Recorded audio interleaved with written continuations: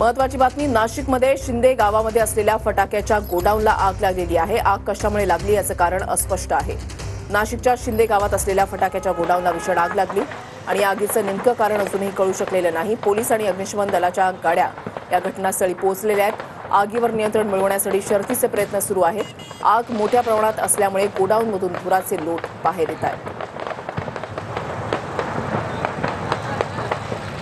ही दृश्य जी आहे ते आपण पाहताय, शिंदे गावामध्ये असलेल्या फटाक्याच्या गोडाऊनला भीषण आग लागलेली आहे।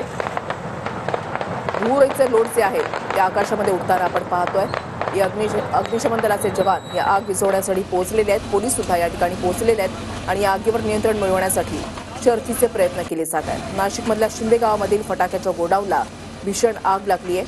ही दृश्य आपण पाहताय। ही आग विझवण्यासाठी शर्थीचे प्रयत्न केले जात आहेत। आग इतकी भीषण लागलेली होती की धुराचे मोठमोठे लोट जे आहेत त्या आभाळामध्ये आपण पाहतोय। ही दोन दृश्य आपण पाहताय।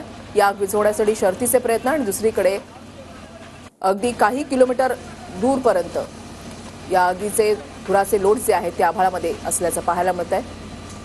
फटाक्याच्या गोडाऊनला ही भीषण आग लागलेली आहे।